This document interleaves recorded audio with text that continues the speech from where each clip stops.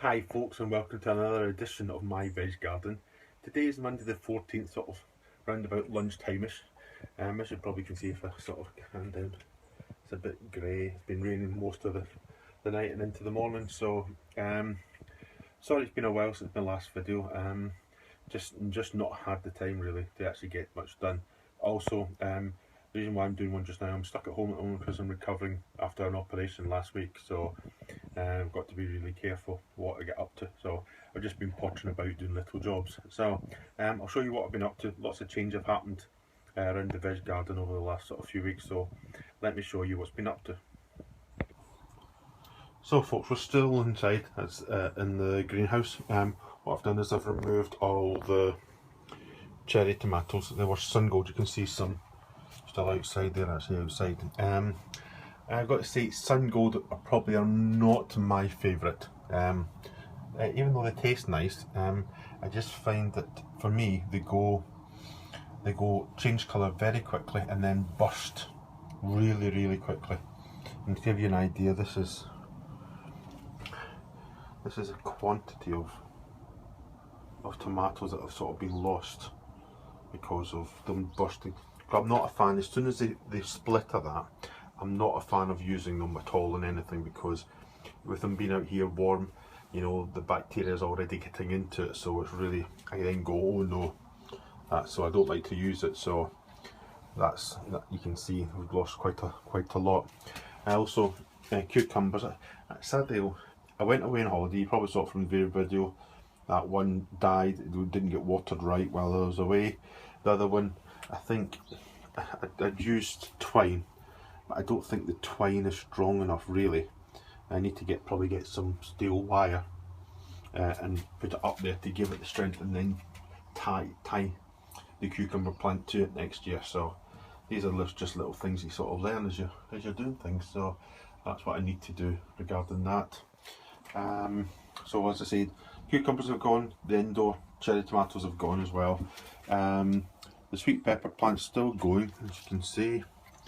Seem to go on. We've got, as you can see down there, oh sorry, just so you can see, oh sorry, bear with us. There you go. So let me move that leaf out of the road. So they are starting to turn. That was virtually nearly all turned. So question is, you've got some that are going black, so I don't know whether they're, no, I thought maybe, wonder whether they were rotting. So you've got also, you've got one there, you know, strange shaped ones. So yeah, they're sweet banana type, so we'll just let them go. Someone told me cut off the tops of them once you're happy with what fruit you've got on them. Just cut off the tops and then just let them grow, because otherwise it will just keep putting more effort into growing more flowers and that, so then you just don't get the effort into the actual fruit. So that's what I've done. I chipped them off, so we'll see. You want, you know, what's that? It's about 6 or so to each plant. Well, I think, which is not too bad. You know, it's not about having absolute tons. It's just about having some really nice fruit and veg. So that's that. Right, so that's us inside. It might be a little bit windy, so bear with me. Right, folks, let's go out. Right, this is the purple sprouting broccoli, and really strong. I had to worry, you know, when I looked at it, I thought it was really quite thin, but it really really strong there. So these are going well. There, down here, need 4 spring cabbages just there. You know, I've had a few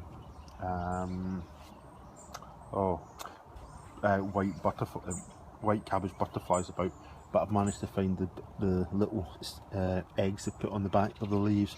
Managed to get rid of them. I don't think there's any. You can't see any, can you? So that's that. Right, lettuce then gone to seed. When they go to bolt rather than go to seed, when they go like that, I just save them and feed them. When they go like that, leave them, let them grow, and then when the rabbits need any, then I just pick them off and let them have you. Before we go the other way, let's go to the tomatoes. Sorry. Right, so these 3 plants here are still the sun gold. As I say, I'm not going to grow sun gold next year. I'm going to go back to, trying to remember what Moneymaker or Gardener's Delight. one of those two, that the cherry ones, I'm going to stick with. But I've got to say, come down here. This is Alicante, so you can see you've got really good. You know, these are starting to turn now. You can see the colour, not in there. So you know, when you look at that, they've really good croppers. So I'm going to change it. My idea will be probably next year is just to have 2 cherry tomato plants inside and 2 of the Alicante, and I'll do 4. I won't do this because I think they're too close together as well, being outside. I'm going to do it the same as I've got inside, only 2 plants to grow bag, so I'm going to have 4 outside, 2 and 2 on the inside. So that's that. I've removed you probably can see I've removed all of my strawberry plants. That's not because I'm not growing strawberries anymore. The reason for it is that I've had lots of runners, and I'll show you that in a second. And what I'm going to do is, in here, I'm going to put some good weed suppressant membrane down into there first of all, put compost in and get it up so it's peaked quite a bit, then put the weed suppressant membrane over and tuck it into there, and then I'll cut holes where I'm going to put the plants in, because I found that got a lot of evaporation off the compost in the middle of summer, and that's something I really don't want to try and keep the moisture in. So I'm going to try that. It's very similar to how the professional strawberry growers grow, isn't it? Because when they do little sort of peaks along it in their fields, and then they have the fabric over it and the plants coming out of it. So that's what I'm going to try. So I'll do that. As I say, I'll show you that in a little bit. Trimmed back the rotten leaves on my courgettes. Still a few more appearing. You just see down there. Let's go down here.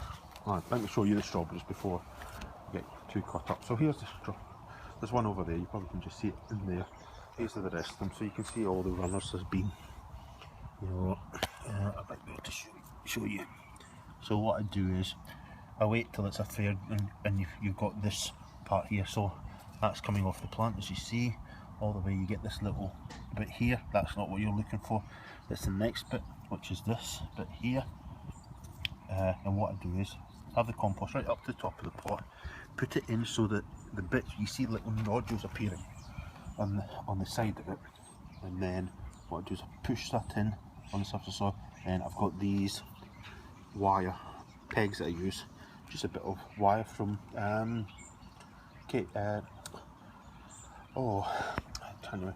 like copper power cables. So it's quite stiff, so bend it into a little hook and then push it in. And the idea of that is it keeps where the roots are likely to come out of pushed into the soil, so that they actually then take. As you can see, I reckon I've got about 60 there. I only need 35 for my for my guttering. I might put a bit more and put them a little bit closer together, I'm not sure. That's so we get a really good crop.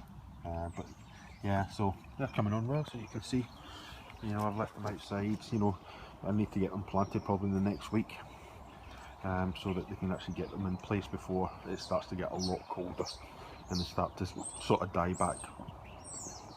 So that's them, folks. The shallots, need to pull these out soon, probably in the next few days, when feeling a little bit brighter. Get these out, get them dried. They're all actually all right, you know. They could have been a lot worse, I think. So they're fine. Leave them. So lots of beds, you can see, emptied. Carrots. The carrots have been an absolute dismal failure. I think this is probably partly due to me, because you can see it's just an absolute mass. I think that's me. It's a problem. You know, you got little ones like that. Look at that. You know, I think I made a bit of a boo-boo with some stuff. Yeah, then again, oh yeah, well, maybe not. We'll wait and see. You know, it just seems like an absolute mass.